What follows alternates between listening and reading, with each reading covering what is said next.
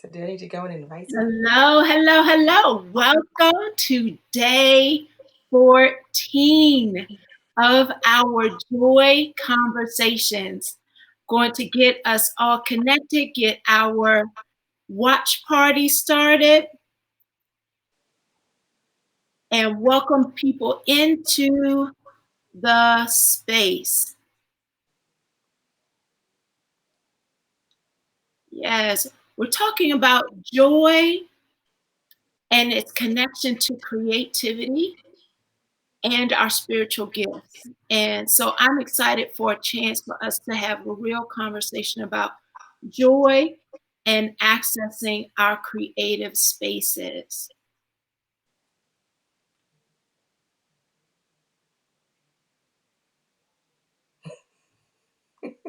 She is not frozen. I repeat, No, she is I'm not not frozen. frozen. I'm focused. I am focused. Here we She go. was talking and was like, Hey, Cheryl, Ivania, welcome. It is awesome to, yes, cookies and hello, fam. Chanel, welcome. Yes, Sharon, hello. Dee, awesome to see you. Welcome to the group. Welcome to the conversation. Esther, yes, hello. hi, Esther. Bam in the place. So this is day 14. I have been working this calendar so much in the past 2 weeks. The page is coming out, but day 14, our calendar challenge, Fearless Conversations calendar challenge of joy. And I have my girl with me tonight talking about joy and accessing creativity and using our spiritual gifts. So I need to tell you a little bit before I let Celeste go. It's interesting. Last week we started a conversation about how love absolutely puts us in the mindset of joy. And it's in a love space. Love is first, and joy comes out of love. But when we operate in a place of fear, it leaves us in the part of our brain that just has us operating from survival. It just has us operating out of fight, flight, or freeze mode. So the reason why we are so focused on being able to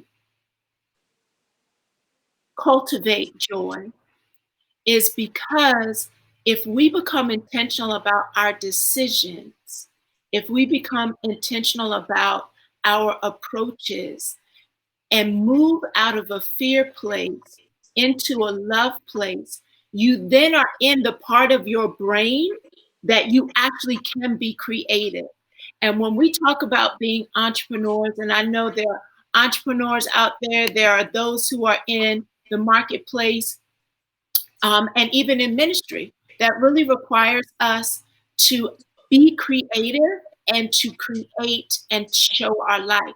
So tonight, coming from that conversation, when I met this woman, we were both in what could have been potentially some dark places. I was just coming off of surgery, had no money, no job, no nothing. And Celeste was my partner for actually creating Living Strong Consulting. We were partnered by a stranger put together. And it was out of an instant friendship and love. God did it, y'all. God did it. God did it. uses Through straight. a straight. Like, we did not know each other at all. But when I tell you, immediately, a love relationship, a sisterhood, a friendship, from the moment we started talking. And I honestly believe because we stayed in such a high place of love and connection, we both launched our companies from a place where we had nothing. Right. We both had no, we both were scared that we had taken this class together because it was all the money we had Mm-hmm. at the time. But when I tell you, God put us together and it was instant love and relationship. And we pushed each Absolutely. other and we were able to create companies out of a broken place. And so it Mm-hmm. made so much sense for me to ask my sister to come on and have a joy conversation as an entrepreneur, as a creative, as a prayer warrior. How do we use joy to actually launch our creative spaces? How can we use this time to be creative? I mean, you've got intros and collabos, which connects people all over the country. You've got uh, something good foods, catering company. I'm doing all kind of amazing things. Help us understand, how do we, Celeste Taylor, help us understand, how do we use joy to actually catapult creativity even from a dark place? That was a lovely introduction. You just I love my girl. I love my girl. And I want people to recognize our relationship started from a dark place. So for us to have this conversation in this season, it makes perfect sense. It does. Because we're walking out what, if you stay in a place of joy and love, what absolutely can happen. Absolutely. And I do want to say this. It's funny that Deirdre talked about my businesses, because my main business is Events by Celeste, which is it's a small event management company. So with that company, I had two. Three businesses, y'all. Three companies. That I'm Well, just intros and throwing collab. that Well, out I there. guess. Well, I guess Three intros and collab. companies. Yeah. Okay. I Three got companies, y'all. you. Out So of it's a broke place. We were broke. the brokest. Okay, so Broke. before I go into that, I do want to tell this one little story in the beginning because Viera knows it. So the master class that we both were a part of was my first time doing that type of class, and I was connected through the husband of the coach that we were working with. So I kind of knew him. I kind of had met her, but I didn't really know these people. Know these people. So I'm the first, and it's virtual. So I'm the very first person on the call and no one's there. And all of a sudden I go into panic mode. And I'm like, you fool. You did not do a bunch of research. You did not vet. There we You just spent a whole bunch of money that you don't have. You got. Are you crazy? What have you done? Oh my goodness. Nobody's here but you. And where's your money? What are you going to say? What are you going to do? So I literally was like, I had a little mini panic attack. I was freaking out like, oh, I messed up. I made a mistake. I made a mistake. Bing. but Then see, thank God for the bings. how many people right now are like, oh my goodness, what did I do? Oh no, I made a mistake. I should have done, and stuck in. Cheryl talked about what ifs. I'm talking about what ifs and shouldas. Oh, I should have, I didn't. Oh my goodness. Don't do that to yourself. Right. And they're in this panic mode, and you cannot create from that space. You Absolutely cannot not. create. I just want to pause a moment because Michelle Giletto, Michelle. two favorite women. I had an immediate love relationship with Celeste Taylor too. Michelle's easy to love, though. I'm just saying, she's Yes, the best. yes. We met at Deirdre's surprise birthday party, part two. Mm-hmm. Part two, part one. Well, whatever. It was part of her surprise birthday celebration.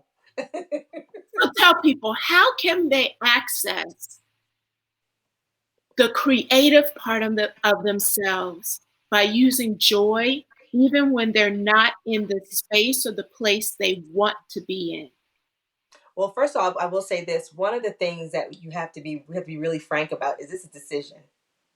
It really is a decision, and we have to decide to get there. Now, sometimes it's hard to get there, and I'm not a big advocate of fake it till you make it, but sometimes it works. And maybe Yep. we won't say fake it till we make it. Maybe we say try until it comes naturally. Maybe that's a Mm-hmm. better way to put it. Yes.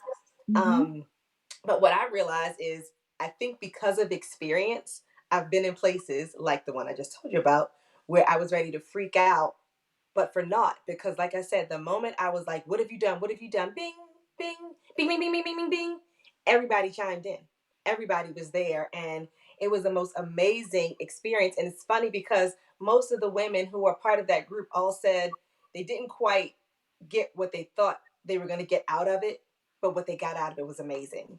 And I know for my situation, I mean, just even the connection with Deirdre and I, it would have been worth a double, triple. Like, you can't put a price on the relationships that were built. And I promise you guys, our very first call, I was had to get a tire replaced.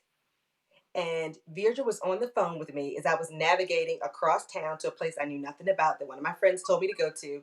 And she and I were on the phone like over an hour, our first conversation. We talked about everything. And the way the conversation went, it was not like we were straight. It was literally like we were good girlfriends, sisters. We had known each other for all of our lives. And that pretty much is how this relationship's been ushered in. That's the way it's grown and blossomed.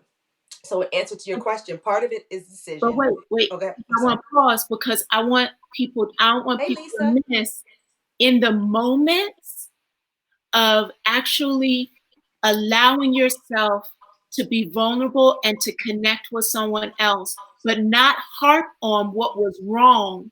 Yep. Because we acknowledged that we were both broke, but we didn't stay there in our Sure did. conversation. Like, we were like, yeah, okay, I What don't was know how this next? is going to go. But we immediately shifted the conversation Uh-huh. and focused on where we were going, what our goals were going to do, what our goals were going to Yep. be, and how we were going to support one another Yep. from a vulnerable place. Yep. So I will say that that's one thing that Deirdre just said. Um, if not anything else, connect with someone. Connect with someone. And I know people probably say this all the time, but like I know for me, people are like, oh, you're so busy. Connect with someone. You have my information now that you're um, on this live. Reach out, because that's part of my business. One of the things Viedra mentioned was intros and collabos, and that is actually my business that I do. That is really not the money, not one of the ones I use to necessarily generate money at this time, and it's all about connecting like-minded individuals, entrepreneurs, business owners, organization leaders, community activists, community leaders, and the like, giving them an opportunity to connect and to create amazing collaborative opportunities. And Mm-hmm. it has been awesome. Lisa Borden was on, and like she's literally connected with probably a majority of the folks in that group. But she's another person. She has a transportation business tied completely into Baltimore City schools. Well, guess who's not open for business? And she still has that place of joy. Not that she doesn't have times where it's challenging, but it's just you gotta be grateful for where you're at and make sure you're staying connected. Stay connected to people that will help to feed you in a positive way. And just, I mean, don't be afraid to be vulnerable and to reach out, because you would be surprised at what will happen when you take that faith jump to just make a decision to connect with somebody. And it doesn't have to be someone you already know I in think it's better when it's not. right in your immediate circle. Because when I tell you, God's hand has been on our relationship every step of the way, Yeah. and we did not know one another. There was Mm-hmm. no connection. But if we did not submit to the fact, okay, Lord, take this, whatever this is right now, take it. I'm giving it to you. And then step out and create relationships that you don't be afraid to meet people, new people, Right. connect with new people. Now, we can't physically connect with people right now, but you absolutely can get on an intros and collabos and meet brand new people Yep. who are connected all over the country. And Mm-hmm. it's an opportunity to create. So Celeste, talk a little bit about how can a time of a pause, because Cheryl yesterday talked about the power of a pause. How can a time of a pause absolutely be a creative place? Let me just tell you this. And if I'm sure that most people who are, you don't even have to be an entrepreneur to be in the same place, but we get into our regular days and we're going, go home, do this, do this, do that, do this, and we're tired by the end of the day. Now you're waking up trying to figure out what is it that I need to do. And one of the things I talked to Deirdre about is with my food business, I've created a lot of great dressings and marinades and seasoning, whatever you want to call it, seasonings. Mhm. And I've not had the time to really focus on what I need to, which is specific recipes. And that takes time and focus, where that's all I'm doing. So now, mind you, I'm not gonna lie. Just recently, I've kind of stopped food, so I'm gonna be able to take that time. But now I have that time where I can literally sit down at the table with a pen and pad and start with a quarter of a teaspoon and take my notes and do this and do that, go through and make sure that the recipes that I've written down are accurate and correct, make those kind of modifications and do the things that I need to do. The things that we don't have time to do, we have time to do. And it's going to be simple things like you may have wanted to clean off a shelf that you've looked at for the past 6 months. Clean off the shelf. I did that, and guess what? My missing keys popped up. Yes. Things you've been looking for forever. Looking. But what's funny is I put them up, but they got, all you stick paper here, you stick this there, you stick that. The poor keys have been sitting there. But I took some time, and I've been taking some time to really go through and purge stuff. Like things that you just felt like you didn't have time for, now you have no excuse. And Mhm. you'd be surprised at the things and the things that will manifest as you start to clear things away and take advantage of your free time. Because you don't have to do anything right now. You don't have to get up and shower and brush your teeth. You should, and your families would probably appreciate that, but you don't have anywhere to be because we're all quarantined. Most of us are in our homes. So really just taking this time and deciding, man, I'm getting a staycay, the ultimate staycay, where Mhm. I can do some things that I need to get done. And you know what? I had a conversation. I was coaching someone today, and we talked about don't miss this season. She spent a lot of time frustrated that, well, I like to do this way. I like these things to happen this way. I like my schedule to look like this. And I paused with her and I said, what if God is trying to show you in this season Hello. that the way you want to do things is not necessarily the way it's He. going to Mm-hmm. happen for your breakthrough? Mm-hmm. And so he is blocking everything you want to do until you submit to what he wants you to Come do. on. And if you don't submit, you are going to miss Miss it. this season. The power of what he wants to give you in this season, you are getting ready to miss because it doesn't look the way you want it to look. It Exactly. doesn't matter what you want. It matters with what can I receive, either in relationships, a word from God, a opportunity to sit still and actually become creative, because you cannot be creative when you are hustling. Mm-hmm. You can't. You're Mm-hmm. not in that part of your brain. You're not in the right part of your brain. Creativity comes from a calm place that is drenched in love. And he will absolutely show you love in this season if you allow him to. I agree. So, Celeste, can you talk a little bit about how God has shown up for you, even in a season when catering, like the restaurant bit, we can't even talk about restaurant business, right? How has God shown up for you and allowed you to still operate in joy, even though your business doesn't look the same right now as it did 2 months ago? Well, let me tell you, here's the fun. This is the gag. I have been given an opportunity to do some freelance work.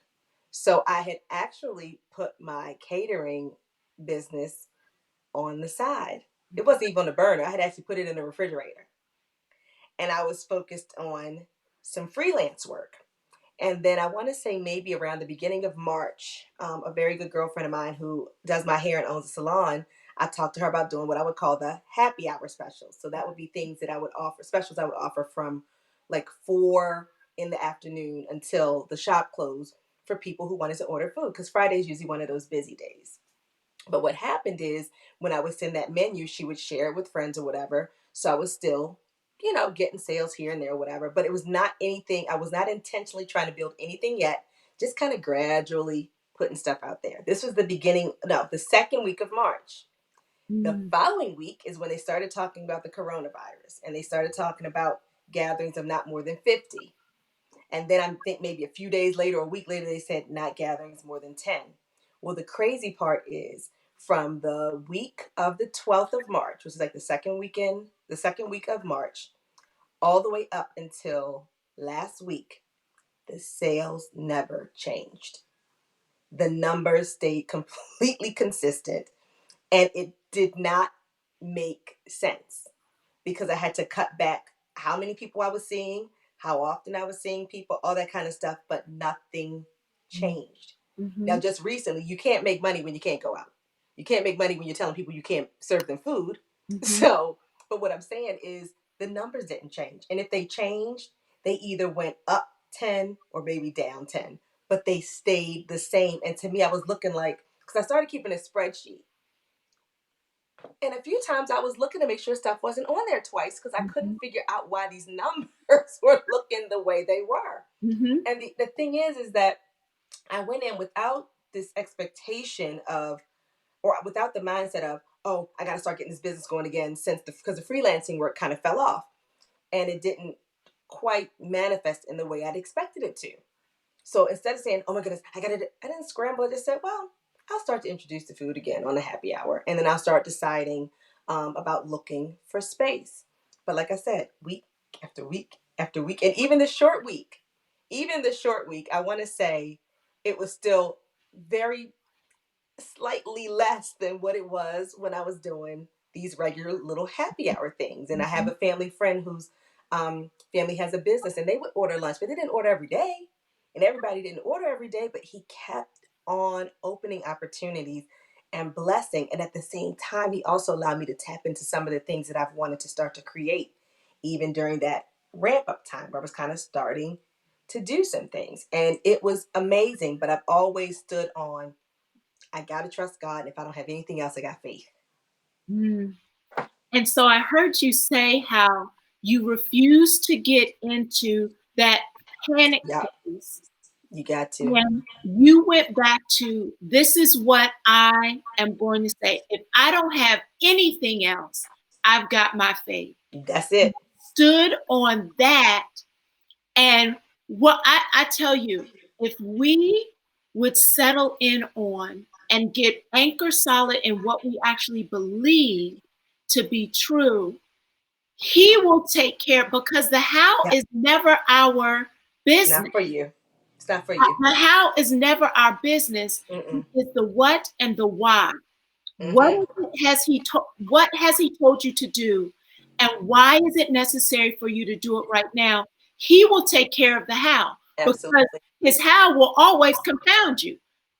Like how does a spreadsheet continue to show And I promise y'all, I was financial checking them numbers. stability and Uh-huh. there's no rational reason other than God? He He will provides. do it if we take our hands off of it and just focus on obedience. So, Literally. with the time that we have left, I love the conversation we had offline around how your lessons learned in this process and being able to be in a creative space, and how you began to see how your spiritual gift and your creativity and joy began to intermingle and connect. And that became a powerful life lesson for you in this season. Can you share? Mm-hmm. I can. I was sharing with Deirdre that I noticed that during this season, there's been a lot of loss. For those of you who are connected to me, you'll know this. But a few weeks ago, my 22-year-old cousin was caught in a crossfire and killed. Right before we had the lockdown, and it was devastating to our family. And with that, that's the kind of thing that can really kind of weigh you down. But again, I stayed really connected to my faith and, just staying outward focused. And I know it sounds kind of cliche. That was, for outward focused, but it is very, very real. When you stay in a place of focusing on other people and encouraging and loving other people, you would be amazed by your strength. And there were also tons of people praying for me because I was very open about it. And then at the same time, my another good girlfriend who like adored her father, she lost her father suddenly. And it just kept on being all this loss. And I kept on having this overwhelming um, understanding that the time is now. And I knew that the second week of April, two of my very good girlfriends, it was the 1 year anniversary that they lost their husbands tragically. One in a car accident, was killed by an alcoholic, a drunk driver, and the other was killed in a motorcycle accident, all in the same week, 2 days apart from each other. So in my spirit, I kind of was preparing for that because I wanted to be in a place to be able to encourage and love up on my girlfriends because they basically lost their soulmates. These were women who were in those kind of relationships where you're like, oh, that Barack Mhm. and Michelle type thing where they loved and adored each other equally. Mhm. And I noticed that when I stayed in that place of really wanting to encourage and love and pray for other people, it does something to you. I promise you, it does. It's something Your God mind. provides. That's what it does because God provides. Because you're not worried about providing for yourself. God provides, and He continually just gave me the desire and the heart to be able to give, to reach out and pray. I was telling V that one of my girlfriends, she was having a tough time with the passing of her dad, and she was getting bombarded. And she had this post. It was basically like, "Will y'all leave me alone for a minute? Just pray and leave me alone." Like that's the very abridged version of it. And I get it because sometimes people don't understand that we bombard people who are going through, who are grieving, and that's not what they need. They need us to be able to be in the background, praying for them, loving them. And one of the things I decided is I was like, every time she comes to my heart, I'm just going to send her a text to let her know I'm thinking about you and I love you. And the responses from that were amazing. But I did that because that's the way God told me to handle it. But That's the way God told me to handle it. if we think about, that's the way he handles things. Yep. We just finished Resurrection Sunday. Mm-hmm. As he is on the cross and he is going through his pain, He's taking care of two guys on left and he's right. taking care of and, and praying for us and Yep. serving us. His mind is on us. And so, yes, it's the way he has designed our hearts and our minds that Mm-hmm. if we sit and only think about our own pain, it will continue to pull us down.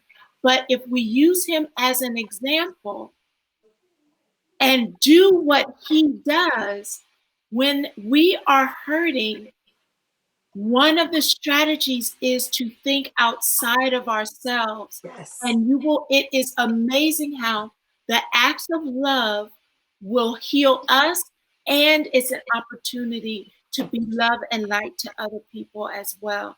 It is there's the science to support what happens to the brain, but biblically, it is the example of our Christ that he's asking us to just replicate even Mm-hmm. in these moments when we're hurting. Mm-hmm. And the other thing I wanted to say is this is definitely that Martha moment. Get ready to sit at the feet of Jesus. Yes. So just sit and glean and take what Not he is married. trying to give to you and understand that he is doing something far greater and far larger than you. And I was telling V about my I did a vision, I call it my vision slash inspiration board. And one of the things that I love the most is the thing in the middle and it says, everyone loves a comeback. And if nobody doesn't come back like Jesus, okay? Yeah. That 3 days rose and came in doing his thing. So understand that that is, who we serve. And for those of you who are not of Christian faith, whoever it is that you serve, may you be able to draw power from that. But speaking to the faith, the Christian faith community, we know the story. Mhm. And that is the same power that rests in us through the Holy Spirit. Mm. So now was the time I told Vera, I said the two words I think of is pivot and trust. And that is figuring out where you need to pivot to, what you're supposed to be doing when you pivot, and the rest is just trusting God. Yeah. Yeah. It So sounds simple because it is, and it works. Believe me, it works. It We only starts got 30 minutes, and if I could give you a real testimony, but we only got 30 minutes. But trust me when I tell you, it works. pivot. So pivot. What do you need to turn from? So we've talked all for the past 12, 13 days about what do you need to sweep out? God, show me. Lord, disrupt me. God, send me. So those are pivot moments. Mm-hmm. Then when you pivot, trust him after the Yep. pivot. Stop turning back around. Stop Right. like, woo, Because when should you I pivot, what you're doing wait is you're a minute. turning. Maybe So I so shouldn't have pivoted. there it Go is. ahead and pivot and then And trust leave him what's after. behind you. Yes. Leave that you're turning away. You're pivoting. So when you pivot, you do a turn. It's like a step and kind of like a half step. So whatever was right here and right here, leave what's right here and right here, and look at what's ahead of you. Yes. That's the focus. And trust. Move it. Move in.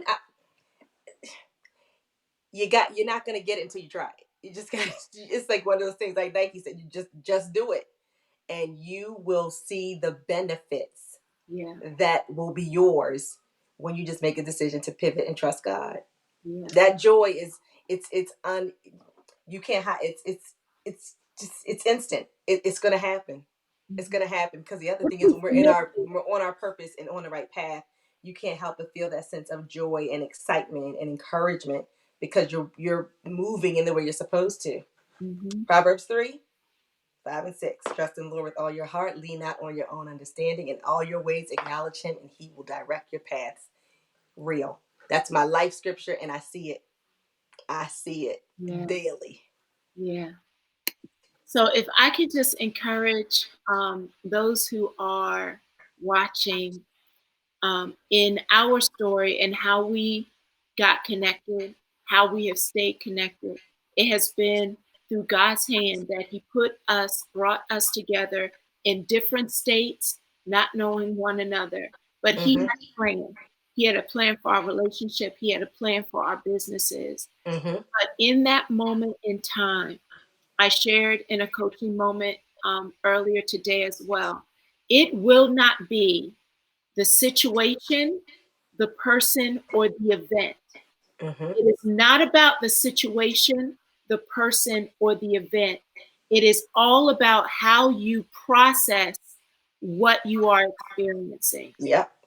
It is not about the person, the situation, or the event. It's not Mm-hmm. about the pandemic. No. It's not about because I shared with the Coach E, that I have been in countries in Africa, in bush country, with no shoes, dirt floors, and grass huts, and been with people who could praise God beyond anything I have seen Mm-hmm. because they are focused on the joy that God offers. So if as we leave this moment and as you look at the two of us, we started this relationship in a broken place and he has allowed our relationship to grow, our companies to grow, our creative spaces to grow. But Mm-hmm. it started with how we decided we were going to look at and process what we were going through. Absolutely. It is not the person, it is not the situation, it is not the event. It is how you are perceiving it.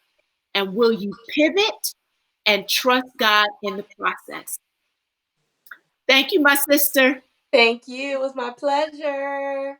So all of her contact information is in the show notes. If you are an entrepreneur and you want to connect with a positive group of individuals from all across the country and you're ready to pivot and step out of your comfort zone. This is the time. Yep. This is the time. He is giving you a Absolutely. moment to do something you have never done before. You've been afraid to do it all this time, and he's saying, do it now. Meet Yes. new people. How to connect with intros and collabos is in the show notes. Do it. Step out. Trust, Mm-hmm. pivot, and trust him in the process. He will not disappoint. Sure won't. Ever. Ever. Ever. I should have had my spreadsheet up, but I'm just trying to tell you. List. Listen. So we always end the show with tag your it. I want you to take your picture, your joy pictures, flood my feed with hashtag take 30 FCLG. Use the hashtag, tag me on my Facebook page so I can see joy in action. And if I can encourage you as we continue to talk about the power of someone else, there are countless stories that I have gotten where people were at the end of their rope and one of your posts showed up on their Come thread on. and gave them hope. Recognize what you do and what you say. The words you are doing in this joy challenge are impacting people on purpose. Mm-hmm. We love you. Wait a minute. Say cheese. I'm taking a picture for your picture at cheese. We love you. We will see you tomorrow at 5, where my sister Benita Weathers is going to talk, All come right. and meet us in the conversation. I can't wait to hear from her and being able to talk with you. Thank you. We love you. See you tomorrow. Bye, ladies and gentlemen.